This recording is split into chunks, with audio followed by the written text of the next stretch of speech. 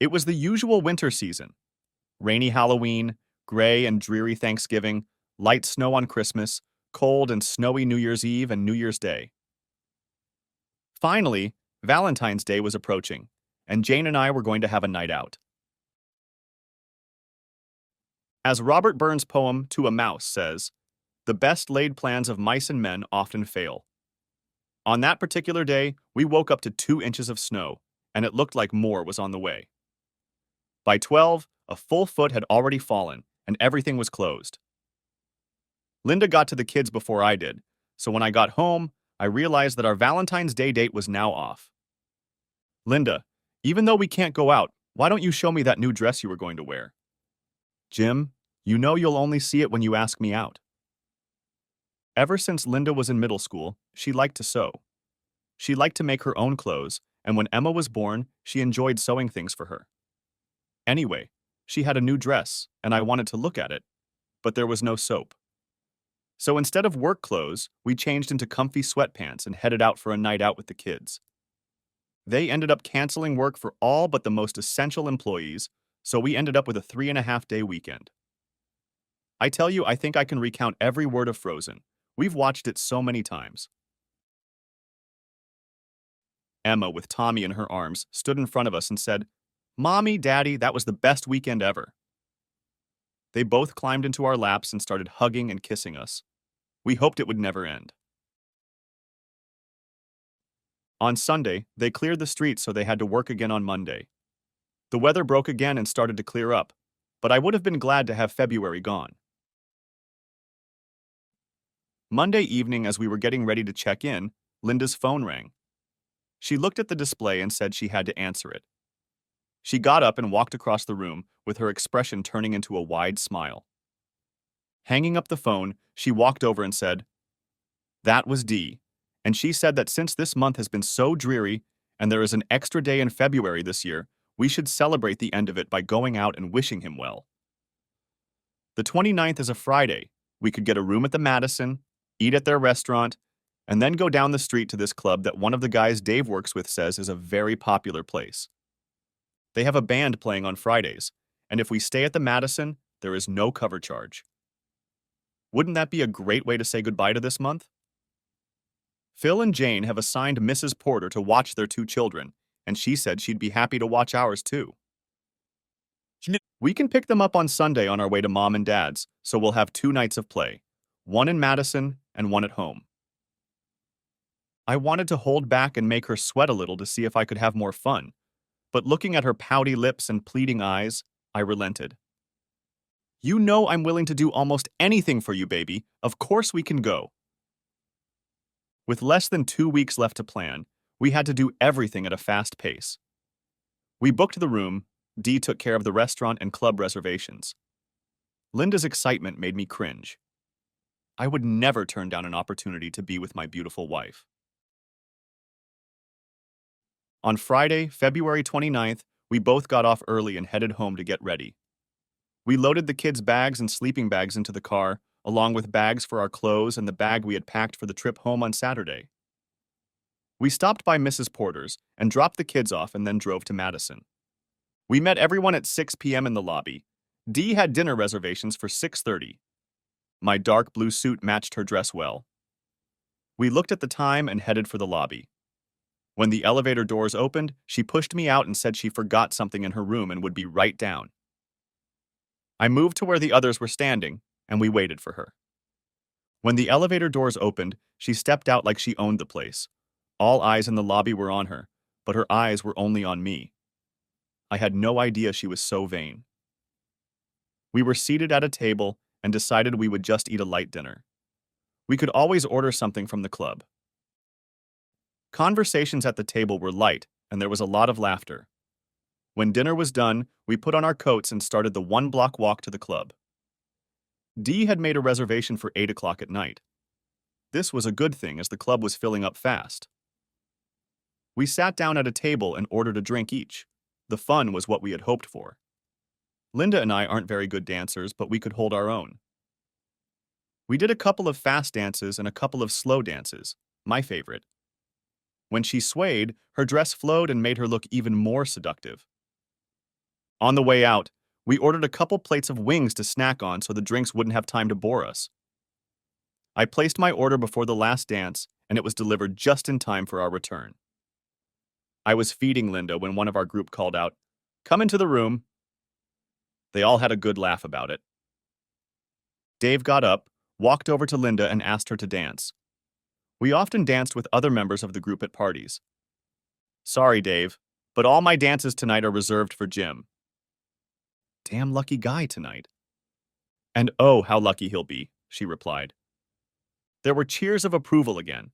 Then we heard outrage at another table. Everyone looked over, and Jane asked, "Isn't that Mark Lavaliere in there?"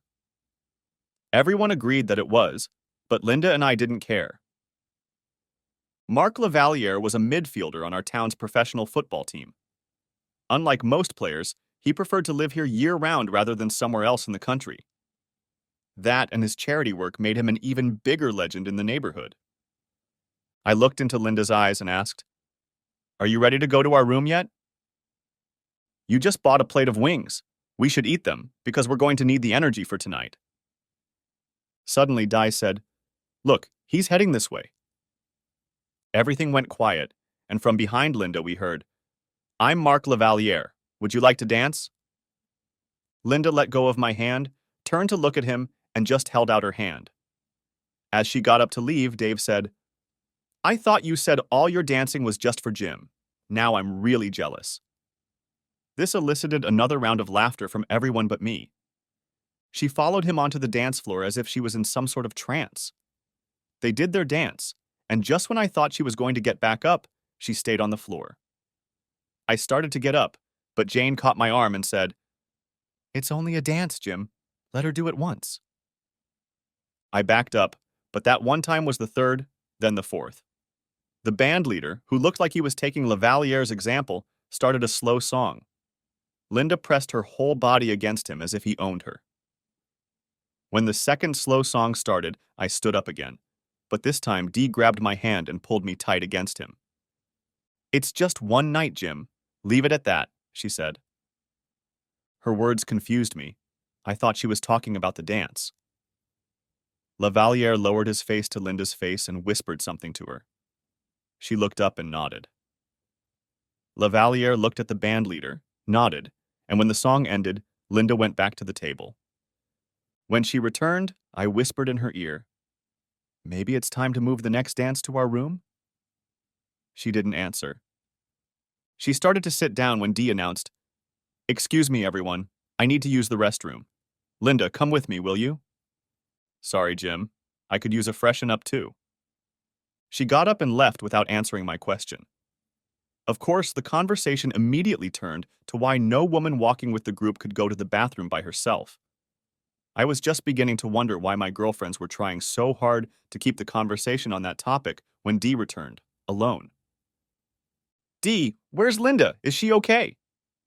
"Relax, Jim," Dee said, smiling. "She's fine. She just has some things to do. Our friends started teasing me. You don't need to worry about her. She's a grown woman." I waited for about 10 minutes, and when she still didn't come back, I got up, grabbed an empty plate from under the wings, and headed for the bar. I approached one of the female bartenders. "Excuse me, but my wife went to the restroom about 15 minutes ago and still hasn't come out. She never stays that long. Could you please leave or send someone to make sure she's okay?" The bartender looked at me like I had a third eye as I lowered my gaze to my empty plate and said, "The wings are great, and she likes spicy food, but she does have that reaction from time to time." "Really? I just want to know she's okay. She's 5 feet 3 inches tall and has brown hair." A voice came from behind me. "She's fine. You don't need to check on her." It was Dee. Looking at the bartender, she said, "It's okay. I'll take care of it." I wondered why the bartender looked like she sympathized with me, turned and walked back to the bar. "Where is she, Dee? She went to the restroom with you, and now I don't know where she is." "Let's go to the end of the bar. We can get some privacy there." She dragged me downstairs where we were alone. She looked me in the eye and said, "Jim, Linda loves you. She loves you and the kids more than anything in the world, and she always will, and you know it. but she's going to spend tonight with Mark. So on what was supposed to be a special night for us, she left me for some asshole jock. I looked at Dee, growling those words. Jim, she didn't dump you. She's coming home to you tomorrow, and you'll have many more special nights together. And she didn't even have the guts to tell me to my face that she was leaving me. She just slipped out the back door. Jim, listen to me. She didn't leave you. Well, if she didn't leave me, then where the hell is she? She's certainly not with me now, is she? I spoke louder and louder, and I didn't care who heard me. Please calm down. People are looking at you. Look, I know this is hurting you, but it's just today. Linda knows. We all know you're the only man for her, and you always will be. You're a good guy. I couldn't take any more of her condescending ramblings. I turned and headed back to the table. As I approached, everyone fell silent. Dee sat down and I remained standing. As I looked around the table, all the worms were squirming. A little too loudly, I said. When our little group first started getting together, we all talked about the sanctity of marriage. Until the last one, you and Linda all agreed that infidelity was once and for all. I wasn't leading the discussion. I didn't feel it was necessary to discuss it. Tonight, you have all become conspirators in Linda's once-and-done attitude. Dave said, But Jim, that's Mark Lavaliere. Dave, how would you feel if you had a man in Dee's shoes who just left without even saying goodbye? How would you feel if you had to go home and tell your kids that their parents were getting a divorce? Oh wait, that's right. You don't have young children who might feel the consequences. Dee said, Jim, calm down. Linda will come home tomorrow and everything will be just fine. Dee, you open your slutty mouth again, and I will sink my teeth into your throat. Okay, Jim, you can't talk to my wife like that. Then run down there and get my wife and give him yours. Everyone sat in stunned silence. They had never seen me like this before. As soon as I leave this table, you are all dead to me. Don't ever try to talk to me if you see me on the street. Turn and run the other way. You won't like the result if you don't. I pulled a 20 out of my wallet and tossed it on the table. That's enough for me, and you'll all pay for the whore. I grabbed my coat and saw that Linda still had it on over what had been her chair, and with a sigh I said, Screw it, and left. It was a lonely walk back to the hotel. Would I find them there, or just an empty room? When I reached the door, I saw that it was dark inside, so I opened it and walked in. Her underwear was on the bed. It must be what she had come back to spread out. I looked at the clock and saw that it was 10:30 and my world had ended. I picked them up and tossed them in the trash, changed into my suit, gathered our other clothes and headed for the door.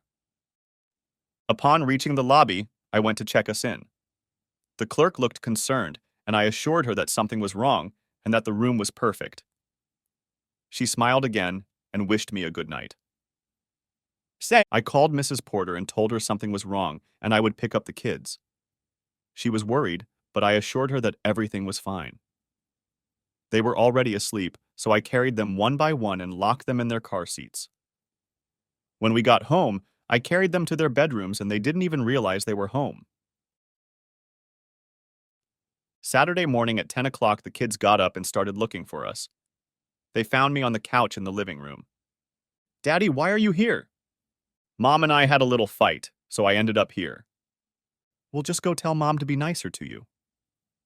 Before I could say anything, they were up the stairs and down the hall to the master bedroom. A few minutes later, they were back in the living room. Daddy, Mommy's not in there. Well, I'm sure she'll show up sooner or later. I led them into the house and made them breakfast. When they were done, they came crawling back to me, one on each side. While they ate, I knew what was coming next, so I had already loaded Frozen into the VCR. I looked at the clock and saw that it was nearing 1 o'clock when we heard a car pull up to the driveway. Before I could catch it, Emma was at the window, sticking her head through the curtains and looking outside. Her head was down, and she looked like she had just lost her best friend. The front door swung open, and Linda walked in her blue dress. Jim, I'm home.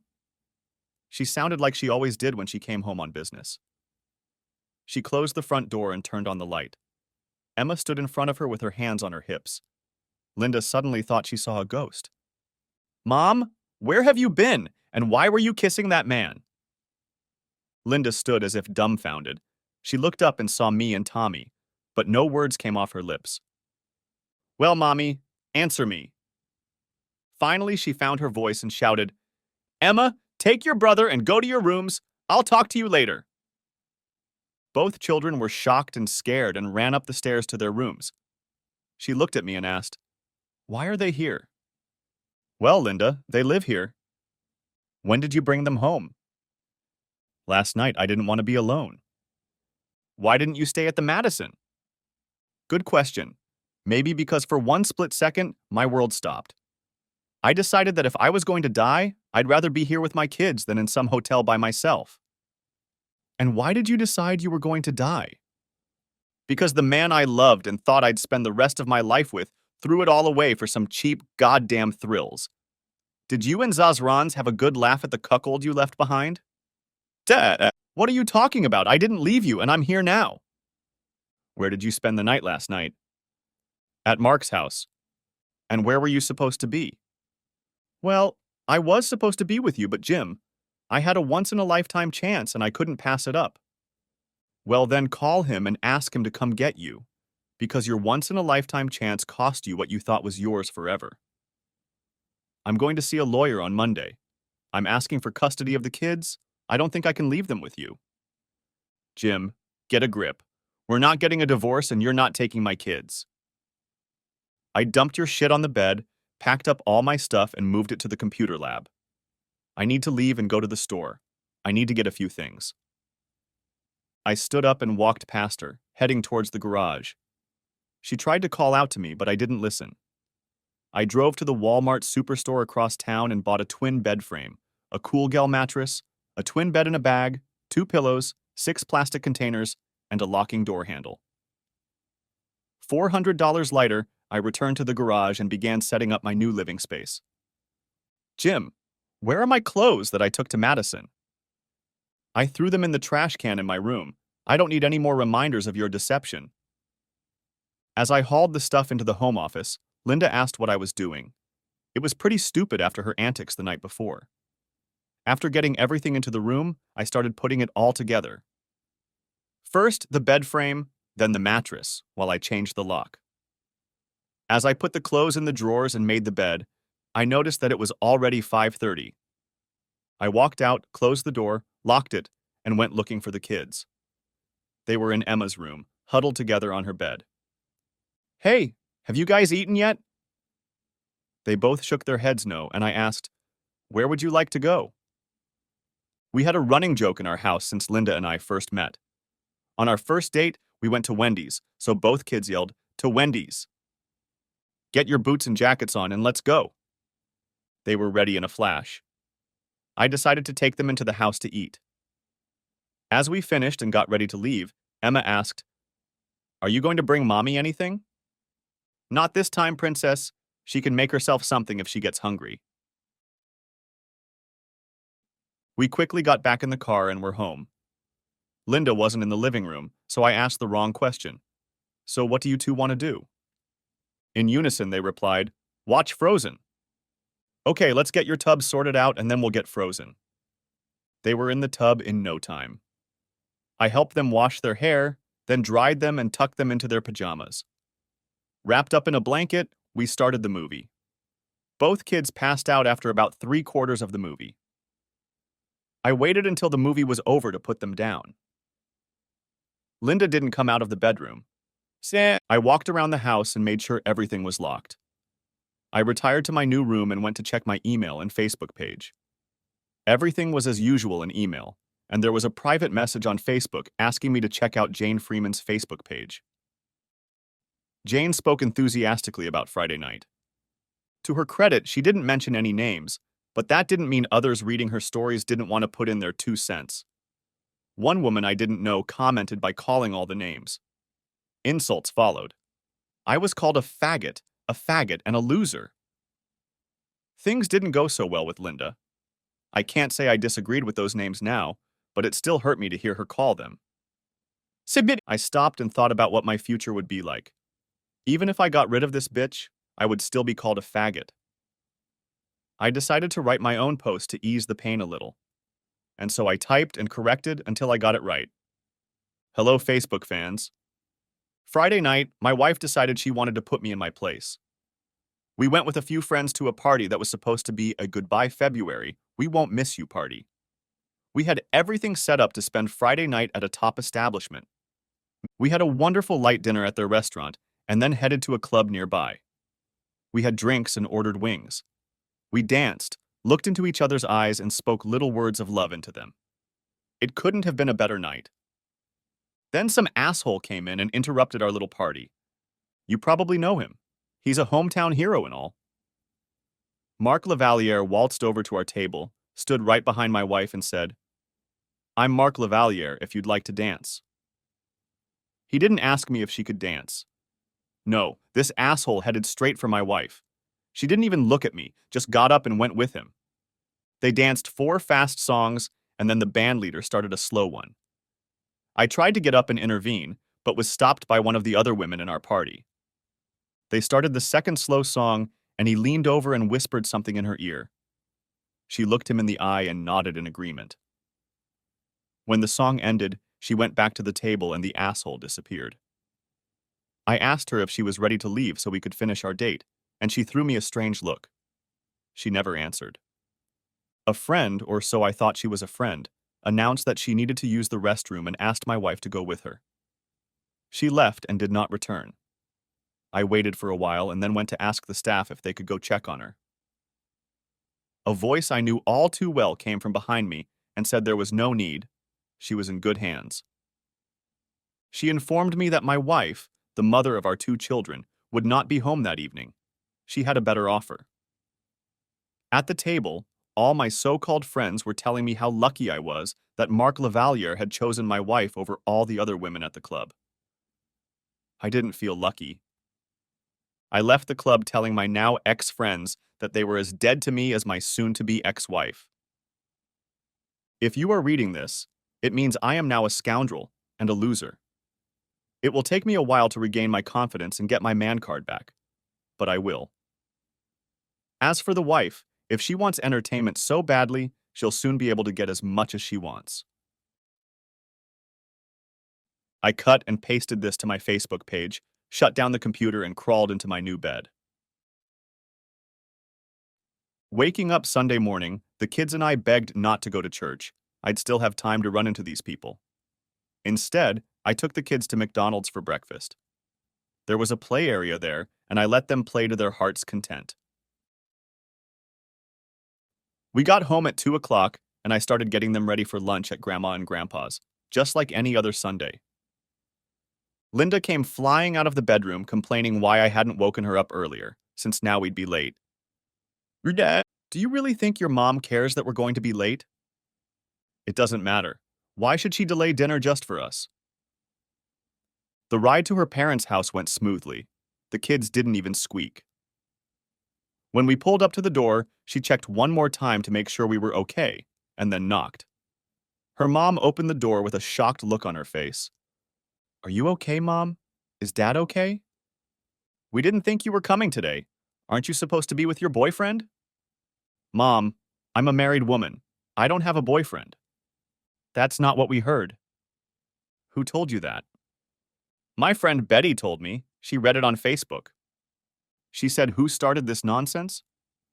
She read it on Jane Freeman's Facebook page. We still didn't believe it, so we read it ourselves. We went to your page, but there was nothing there. I haven't gotten on the computer yet today. Well, then we went to Jim's page and read his story, so we figured you wouldn't show up there since he was a basketball player? Linda looked like a fish out of water and couldn't speak. Actually, Mom, he's a football player, but still an asshole, I said. Are you really planning on divorcing her? I only nodded, at which point Emma called out from left field. And yesterday afternoon she kissed him in the driveway. Linda almost fainted. Finally, she said, Mom, we're going home. I think we need to talk. We turned and walked to the car.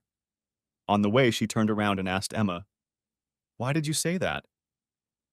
You always told me not to lie, Mommy. You lied and it was wrong. Linda turned away and didn't say anything else during the trip. When we got home, she jumped out of the car and left me to watch the kids. Emma was whimpering and I told her that she hadn't done anything wrong. When we got into the house, Linda was nowhere to be seen. I suggested we watch a movie with them, and that calmed them down. I fed them, bathed them, and sat down to watch Frozen again. When it was over, I put them to bed. I headed to my room, and then Linda came out of her room and asked if we could talk. I had ignored her until now. And what would you like to talk about? Why don't we sit in the living room and talk? Sure, why not? It doesn't make any difference where we do it.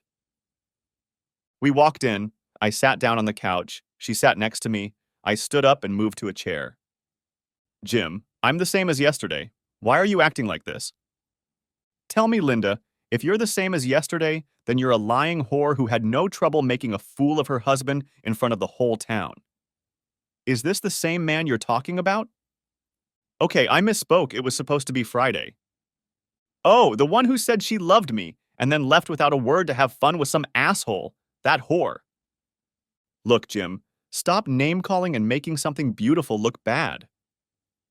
Beautiful means leaving me standing at the table waiting for you to come back from the bathroom with your snake girlfriend who didn't think anything wrong with helping you sneak out the back door with that asshole? Jim, check your ego. It wasn't as bad as you say. Yes, I left with Mark, and he made love to me, but I'm home now and we need to move on. One last question. Why did you bother coming home then? She looked at me like I had two heads. I came home because I love you. And because I love you, that's why I'm divorcing you. We discussed it many times, just you and me and with the group. We all stated that if there was infidelity, it was one and done. You've exercised your right and I've had enough. That's not fair, Jim. I wouldn't do that to you if you had the chance. That's the thing. You did what you did, and I wouldn't have done it to you. We'll never know if I do the same thing to you now. You just endure it to prove a point, no matter how bad you felt. You'll never know what it feels like to have an entire room full of strangers watching some lady ask me to dance, keep me on the dance floor for half an hour, and then escort me out the back door while you sit there waiting to finish what was supposed to be our special night. You'll never know what it's like to sit with two small children and wait for me to come home the next day. You'll never know that no matter how hard you tried to keep the kids out the window when I came home, one still got in there and saw me making out with some stranger in our driveway where all the neighbors could see too. I suppose you'll say you looked around before you did it, but that would mean you knew you were doing the wrong thing. If Emma saw you, who's to say someone else didn't see you too? From the sound of the motor and the way it took off, I'm sure it caught the attention of at least one of our neighbors. You see, Linda, they might pat you on the back and all I'll get is a giggle behind my back. That's why, Linda, I'm going to seek a divorce. I'll ask for custody of the kids, since there's no margin for error in this state. I'll agree to free visitation, but you won't be allowed to keep them overnight if I find one of your future lovers in the house. Why didn't you give me a chance to wrestle for you on Friday? I didn't want you to make a scene, get the shit beaten out of you, and I still left with him.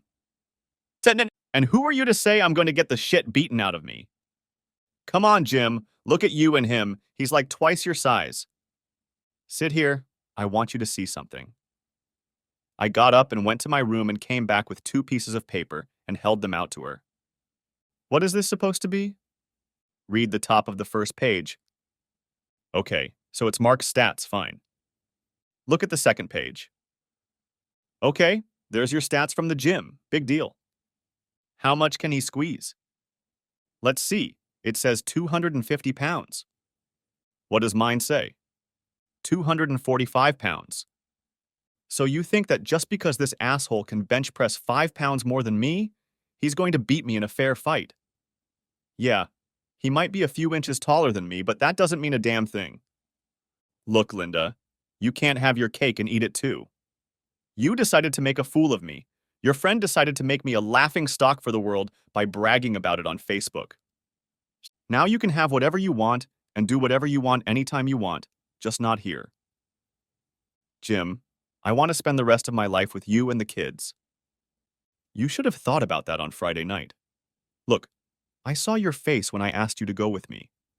You had already made the decision to go with him. The question is, Linda, have you thought about the kids? She sighed suddenly, and that told me everything. You haven't even once thought about the kids. God forbid if something happened to them, how would anyone get through to you? What would you do if none of us were around when you finally got home yesterday? The problem is, Linda, like all whores, you were thinking with your cunt and not your head. Well, you've lived out your fantasy. Now get ready to relive your nightmare. I stood up and headed back to my room, but before I went in there, I turned around and said, if you plan on staying in this house with us, you need to go and get tested for STDs and such. HIV can take 6 months before it shows itself in all its glory. Don't be silly, Jim. Mark is a professional football player. I'm sure they get tested all the time.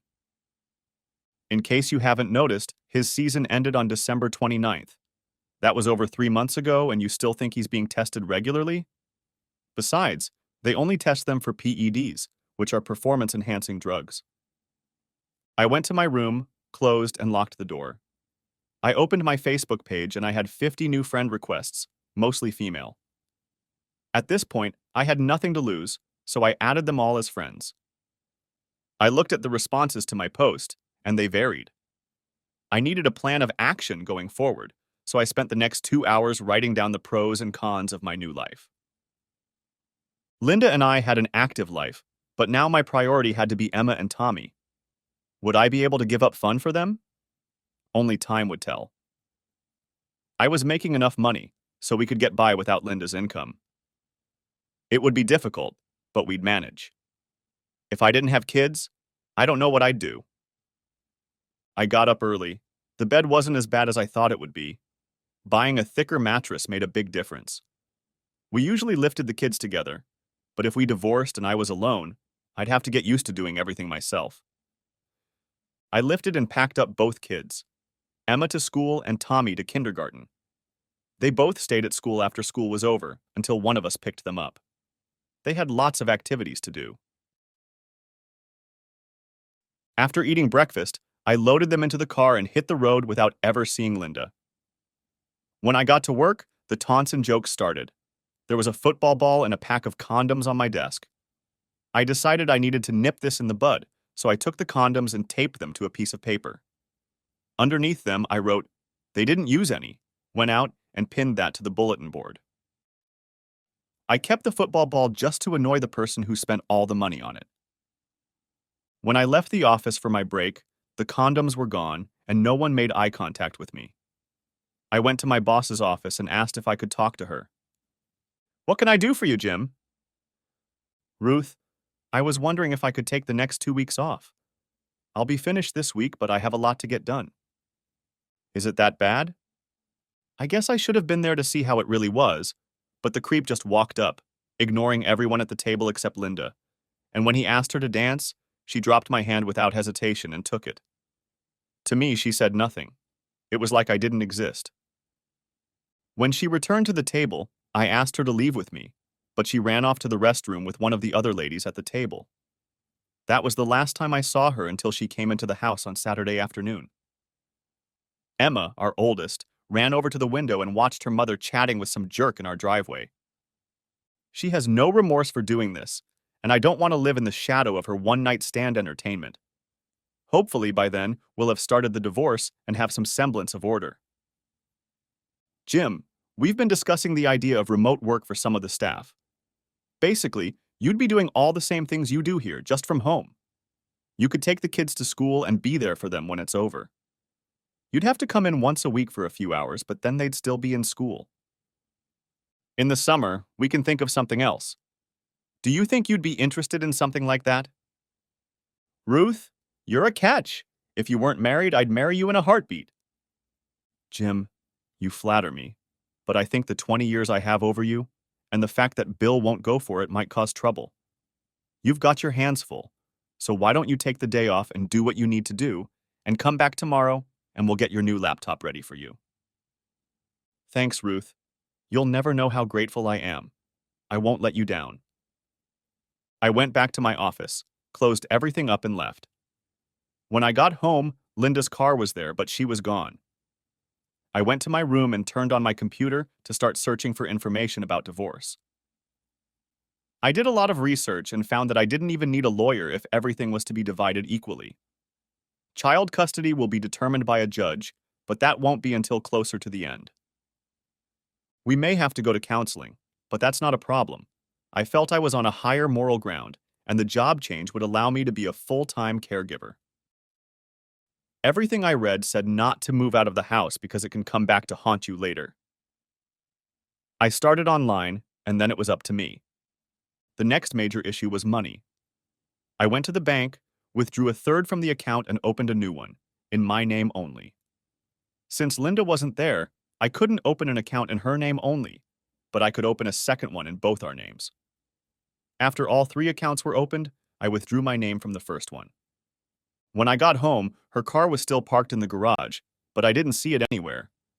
I still had things to do, so I wasn't paying attention to where or what she might be doing. I noticed the time and went out to my truck to pick up the kids. As the garage door started to open, I saw a flashy sports car pull into the driveway. Linda saw my face, and I realized she had said, "Oh no." You never know how angry you can get until the snake decides to bite a second time.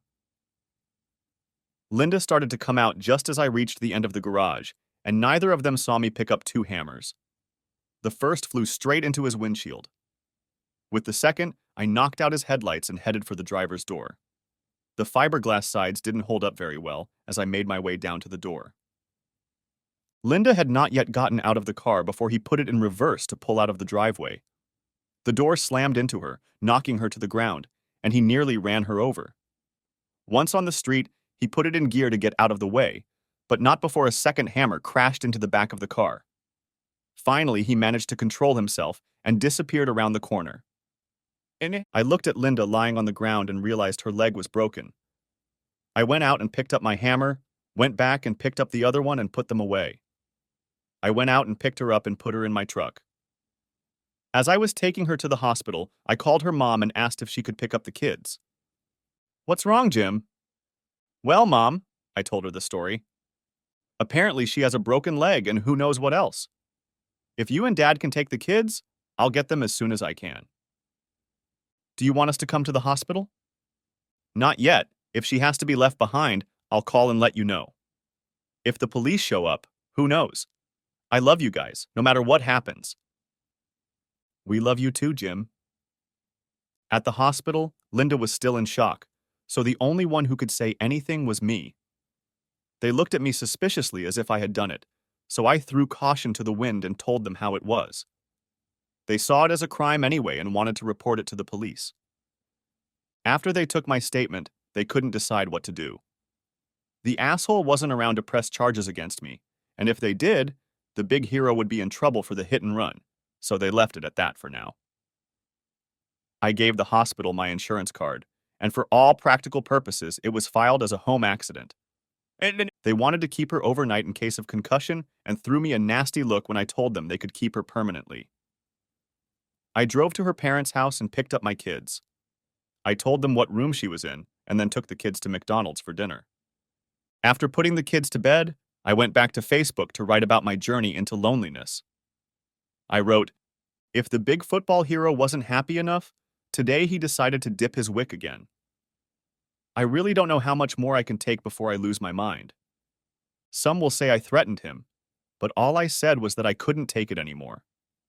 It wasn't a threat. It was just a statement. Looks like I'm going to have to take the war to his turf or he'll never learn." On Tuesday, I got the kids up, and when they asked when Mom was coming home, I said I didn't know exactly, but probably soon. When I called to see how she was doing, I was told she wouldn't be able to come out until Wednesday around noon. When I got home with the kids, her parents were waiting for us. I invited them in, and the kids went to their rooms to change. "Jim, she doesn't look good. What are you going to do?" "Mom, my boss changed my work status. Starting in 3 weeks, I'll be working remotely. The next 2, I'm on vacation. I've looked into the divorce laws in our state, and I think I can get custody of the kids if I give her liberal visitation rights." I've moved all my stuff into the home office, and she can stay there as long as she wants, but we'll both have our own rules. If she breaks any rule, she'll be out the door, and her antics of yesterday will no longer be tolerated. I've divided all our money into 3 installments. She'll have her own, and she'll have to contribute to the house fund while she lives here. I can't think of anything else. I'm fair to her, much more than I should be. We agree, son. For that matter, she said they didn't do anything yesterday. If you want to believe her, that's fine, but know that I got home at 10:30 yesterday morning. I sat at the computer until about noon, then I went to the bank and came home. It was about 3 o'clock when I went out to get in the car to go pick up the kids. I know you're smart enough to realize that 4.5 hours is more than enough time to do all the dirty work. Do you want me to show you the stains on her underwear as proof? I brought them home from the hospital yesterday. She was only coming home to pick up the kids. She didn't expect me to be here. Do I need to say anything else? No, son. You've laid out your case well. Take care of yourself. And they left, and I fed the kids dinner and got ready for the long drive. When I stopped by on Tuesday, Ruth was at her best. She had a Surface Book 3 with a 15-inch touchscreen. It came with an optional 24-inch monitor. I could work from anywhere in my house. I thanked her again. On Wednesday, I picked up a set of clothes for Linda to wear at home, took them to her room, and then went back downstairs to check her out. I was still surprised the cops didn't come back for me. When they drove her out to the curb, we never said anything to each other. I drove her home, climbed the stairs, and put her in her bed. It would have been better if she'd used my room downstairs, but screw her. I'll be there soon with your lunch. If you need to go to the bathroom, here's the bedding I brought you and wet wipes. They said you have bruised ribs in addition to a broken leg. I charged your cell phone. It's on the nightstand. I need to get back to work. Jim, we need to talk. No, Linda, we don't. Any conversation had to take place before Friday night. There's nothing you can say now to change my mind. Jim, nothing happened on Monday. Just like nothing happened Friday night? Look, Jim, it was just a mistake. He called and said he wanted to talk about Friday. Things got out of hand and it won't happen again. You haven't realized yet that I don't care anymore. You said Friday was once and for all, and now it's Monday. What's going to happen next time? Then why did you react that way? You just don't understand. First, you disrespected me on Friday night. Then you disrespected your family by letting that chicken shit bring you home and kiss you in front of your daughter and everyone else. And on Monday, you went out with him again, even though you could have just told him no on the phone. Now, if he had said jump, you would have. The funny thing is, instead of defending you, he ran like a cowardly asshole. How long do you think you would have been lying in the road if I hadn't taken you to the hospital? Linda, I don't have the strength for you anymore. I'm going to get you back to your new normal, but if you plan on staying here, you're going to have to keep paying your share. If you don't want to pay, then we can move you to your parents or anywhere else you want to go. I went downstairs and made her some soup, a sandwich, and a glass of tea. I took them to her, sat her down, and opened the curtains to let some light into the room. Linda, I have to tell you that while you were there, I had an STD test done for you. The results will be mailed here in a little over a week. Until we get the results, I'd like you not to kiss the kids. I'll tell the kids it's because of your ribs. I turned and started to walk away. I could hear her sobs as I closed the door. As I left, I knew that Mr. Mark Lavaliere was going to have to pay one way or another. When I went in to get the kids, I told them that Mom was home, but they should refrain from jumping on her until her ribs were healed. When I got home, I took them to her and saw that she had used the bedding. So while they were talking, I cleaned everything up. I took the tray of food into the kitchen and got her some fresh tea and a bottle of water. I told the kids to come get me when they were ready for a snack and left the room. Back in my room, I opened my Facebook page. There was a private message from a guy I had added as a friend just the other day. He did the same to me. If you are planning to do something, can I help? I replied, I'll keep you in mind. As I sat there, I went over in my mind everything that had happened. The main thing I noticed was how easily the bandleader had set up this asshole to pull off his little seduction. Was Chez Pierre his hunting ground? If so, how often did he use it? I sent another question to my new friend on Facebook. If you don't mind me asking, can I ask what he did to you? I didn't specify exactly what I wanted to know, in case it was just someone looking for something to feel part of the group. He answered quicker than I thought he would. I was out with my wife and a couple friends. It was a Friday night after New Year's Eve. My wife is good looking, but not stunning. However, she was one of the best that night. She went dancing with him and did not return to the table. He left her at our house Saturday afternoon. As they left the club, the rest of our group was telling me how lucky I was that he chose my wife. Life at home hasn't been good since. I sent a reply. May I ask where it happened? At Chez Pierre, he replied. I wrote back, I'll contact you if I think of anything. So it seemed like a pattern and a hunting ground. I decided to check it out again this Friday. I looked at the clock and realized it was time to get to dinner. I went back upstairs and found both kids lying on either side of her sleeping soundly. It hurt me so much to think about what she had done to our family. The rest of the week was just a repeat of the previous day. Thursday afternoon, I bathed Linda with a sponge bath, but avoided her intimate areas. I'm sure she felt that, given my concern for her, I could forgive her as well. But it was very doubtful. Friday night, I put the kids to bed, went to my room, changed into one of my suits, and went to Chez Pierre. I paid the entrance fee and went inside. I spotted the time. It was 9:30. He was sitting at the same table as the last time I was here and acted like he owned the place. The band came out to play again, and he got up, crossed the room under the gaze of everyone there, walked over to a pretty lady, and did the same thing he did that night. He led her to the dance floor, and it was as if everyone else gave way for him to be alone. I watched the band leader, and just as I suspected when the asshole nodded his head, the next two songs were slow. A whisper in her ear, a nod to the band leader, and when it was over, she left the dance floor. From where I was sitting, I could see them both.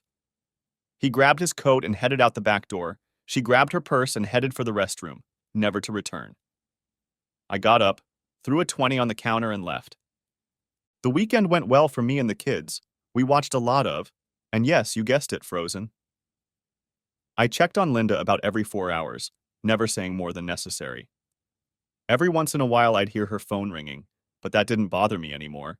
That is until Sunday afternoon when Dee knocked on the door. What do you want, bitch? Jim, that's no way to talk to a friend. I'm here to see Linda. Well, slut, we have two problems. One, I told you I don't want to see you again, or I might hurt you. Two, Linda still can't move and I won't let you in. Now run back under the rock you crawled out from under before I kick you off my property. Jim, sooner or later you're going to have to forgive us before this hatred consumes you. You know, cunt. I never had this problem until you decided to sink my marriage. Now get off my property. And I slammed the door in her face. I went up to Linda's room and said, I don't care if you want to remain friends with those traitorous bastards, but if you invite them over to your place again, it's only so they can help you move. Otherwise, I'm separating one of their heads from their body, and I don't care which one.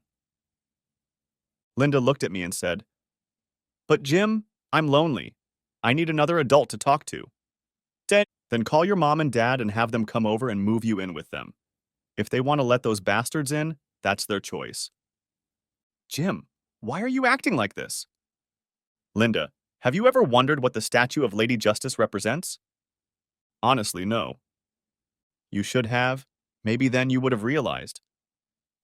Why don't you just tell me, Mr. High and Mighty? Sure, be considerate. First, a blindfold is placed over her face to symbolize that by law, everyone is treated equally, regardless of your status. Next, we will go down to the foot of the statue. There you will find a snake under a book lying beneath her foot, signifying that justice will be served over evil, as stated in the Constitution upon which she stands. Next is the sword in her left hand, representing punishment, which by law can be swift and final. The last stop is the scales of evidence. The evidence must be weighed and balanced on its merits. Linda, you and the jerk have tipped the scales. Until they are balanced, We can't proceed. Before you say anything, yes, I could go out and entertain some whore to get even, but that won't work. You need to experience the same pain I did to make it happen. But you don't regret what happened, even after he put you in the hospital. It was your fault, Jim. If you hadn't threatened him with the hammer, it never would have happened. Linda, this whole mess is both your and his fault. Get over it.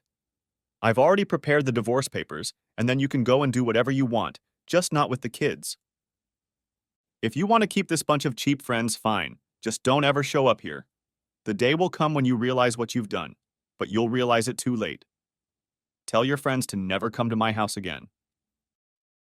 On Wednesday, when she had been home for a week, a letter came from the hospital. She had been diagnosed with gonorrhea. When I handed her the letter, she almost fainted. I called the doctor to find out what she would have to do for treatment. She would have to take a single dose of 250 milligrams ceftriaxone intramuscularly and 1 g of azithromycin orally.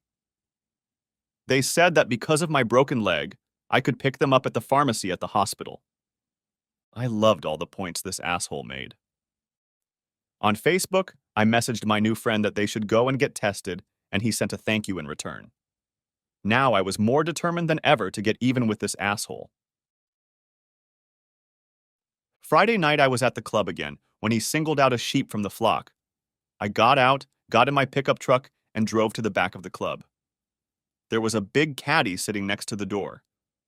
I turned down an alley and waited for him to come out. A woman who looked like Dee appeared, and he took off, with me right behind him. I stayed far enough behind and let a couple of cars between us so he wouldn't realize he was being followed. When he turned into the driveway to the top floor of the house, I just kept going. I turned around, and once I was next to him, I wrote down the address. Once I reached the house, I went to the county registry and entered the numbers. The house belonged to some charitable organization, and when I looked it up, it was listed as the CEO. As befits a scumbag, he ran everything through the charity so that if anything happened, his money wouldn't be touched. The weekend passed without any negative events, and on Monday, after picking up the kids, I drove to the jerk's house again. I parked on the street a few houses down where other cars were parked and walked back. Just in case, I walked up to the front door to see what kind of security he had. Why is it that people with wealth living in upscale neighborhoods don't feel the need for security? I knocked, but no one came up. I walked around the back of the house and checked it out. I calculated how far it was from the back door with the sliding glass to the front door. I found where his electrical box was and then went back to my truck and drove home. As I was driving home, I passed a COOP store. A sudden idea hit my brain. I pulled into the store and went to the department that sold parts for electric fencing. When all was said and done, I spent $600. I bought everything I needed to wire the entry and sliding glass door from the street, then stopped by Harbor Freight for a bullhorn and a super bright flashlight, and I was all set. Now everything depended on Friday night. As the week progressed, Linda seemed to become more and more depressed. Such is the price you have to pay when you want to play. I didn't stop caring for her, just stayed out of the house to talk to her, answered her questions when she asked, or asked her what she wanted to eat. I called her boss the Tuesday after the accident. I soaped up the reason, and told her when I brought her home. She had 6 weeks of sick leave, but she was going to take 8. She would have to take them as unpaid or as vacation, but they would at least keep her job for that length of time. Finally, Friday came. When I left the house around 9, all my stuff was already in the back seat of my truck. I didn't have to go inside this time, I just waited in the back seat. Sitting there, I thought back on the last few Fridays. Lavaliere seemed to go on strike at about the same time, with the band coming back at 10. The dance would last about half an hour, and then they would leave, so predictably. Like clockwork, he left at 10:30, and she left right after. It was hard to see her in the dark at that distance, but she seemed familiar. A 20-minute drive to his house, parked in the driveway and walked in the front door. All too easy. As I sat in the car, the light came on in the front bedroom. Now I knew where he did his deeds. I changed into a black shirt and pants and pulled a balaclava over my head. The curtains were open, so anyone who came in could look in, which I did with my Nikon camera with night flash and high-speed film. I got a lot of shots of him and the lady. The lights were turned off at about 12:30, and I waited until about an hour before I could launch my attack. I covered the back of my truck with a tarp so the taillights wouldn't be visible when I backed into his driveway. The grass was soft, as I had hoped, and wet, making it easier to sink a piece of rebar. I rolled the 16-gauge wire up to the front door and cut it, then wrapped it around the doorknob. Back at the truck, I hooked it up to the Datamar's 2-joule generator. I ran a second wire to the tailgate and connected it. Taking the ground wires, I connected them to the armature and battery. I went back and turned on the main breaker, plunging the house into total darkness. Back at the truck, I grabbed a horn and a 100,000 lumen flashlight and stood 15 feet from the window. At exactly 2 o'clock, I turned the flashlight on, pointing it at the window, and said into the bullhorn, "Come out, you son of a bitch! Get my wife out here right now! I'm gonna beat the shit out of you so people can see that's really all you're made of." Yeah, that was bullshit. It wasn't my wife in there. It was the police chief's wife. They both woke up disoriented, and to get away from the light, they crept towards the exit. I could hear them hitting the walls as they couldn't turn on the lights because there was no electricity. One of them, I believe, bad word, Lavaliere, grabbed the handle of the front door and let out a scream after getting electrocuted. I heard another scream, probably from the back door, and then a loud tearing sound. I ran to the truck and threw the horn and flashlight into the bed. I disconnected the battery, pulled out the wire and armature and threw them in there as well. I grabbed the stun gun and headed to the tailgate to turn on the switch. When I got there, Lavaliere was lying on the grass holding his leg. I walked over to Lavaliere and said, "You really are a miserable asshole, aren't you?" After loading all my stuff into the truck, I headed back to the house, but not before calling 911 from a discarded phone, reporting a disturbance at the home of Mark Lavaliere, a local hero. Saturday morning, the news was all about the accident at Mark Lavaliere's home. Medics found him and his girlfriend in the backyard. The investigation revealed that for whatever reason, Mr. Lavaliere, instead of using a chair, threw his girlfriend through a glass door to get outside, injuring his leg in the process. Both were in the hospital at the time. Linda watched the news in horror. She had thought that maybe she had a future with this jerk, but now she realized that she didn't. Throughout the day, there were reports. A leg injury could end his career.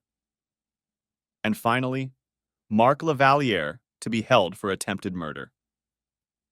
I got on Facebook and my new friend sent me a message that simply said, "Thank you." Linda, like the fool she had turned into, tried to kill herself because she was sure it was over now. Her main problem was that she forgot we were home too. I called 911 and they arrived in time to save her. She spent the next 5 weeks in a psychiatric unit. She lost her job, and when she was released, she moved back in with her mom and dad. There was no attachment alienation action in our state, so a local attorney decided to file a class action lawsuit against Mark Lavaliere and his charity for failing to properly treat someone's wife. Yes, I know, no such lawsuit exists until now. Over 200 husbands have joined it. No, I didn't join. I didn't need anyone to question me. When the case went to the judge, he awarded each side $100,000 plus attorney's fees. Mark Lavaliere's charitable foundation went bankrupt. All of his personal property had to be sold, leaving him with about $10,000 for all of his work. Since he could no longer play ball, in more than one sense of the word, he packed up what he had left and drove the Greyhound back to his hometown in his parents' basement. I waited until the last week of August to get even with the band director. It was Friday night, and the kids were visiting their grandparents and Linda. I was sitting at the entrance to Chez Pierre at 1 o'clock in the morning. The band came out, loaded their instruments into the van, and smoked together. When the smoke ran out, they dispersed to their cars. The band leader's car was parked across one from my truck. When he got close enough, I came out of the darkness and hit him with a stun gun. I caught him as he fell, dragged him behind the cars, and put a gag in his mouth. When he started to come to his senses, I told him, You shouldn't have made a deal with the devil. I took a baseball bat and destroyed both of his arms. He would never be able to play an instrument or conduct again. As I was pulling out of the parking lot, I drove in the opposite direction so he wouldn't see the truck. Later that evening, he was found and taken to the hospital, but they couldn't do anything about his hands. The cops asked him if he knew who did it, and all he could say was, "Someone who doesn't like the devil." I got custody of the children, so when the divorce was final, I only saw Linda when I dropped off or picked up the kids. My life outside the home was only on weekends. I wasn't looking for a replacement, so I had a steady string of one-night stands. From what I understood, Linda had dated a few times with her old company, but when two husbands started trying to date her alone, it led to 3 more divorces. Linda's parents admonished her, "If you're going to act like this, find another place to live." With the low-paying job she had, it was better to give up than to move out. One of the divorces was Dee and Dave's divorce after Dee infected him with gonorrhea. Looking back over the past year, my biggest regret that night is that I didn't act sooner. I should have just taken her hand and told him no. I should have pushed Dee and Jane's hands away and led her off the dance floor. I should have gone looking for her that night, set his house on fire and burned it down. But I got the satisfaction of finally ruining that asshole's life.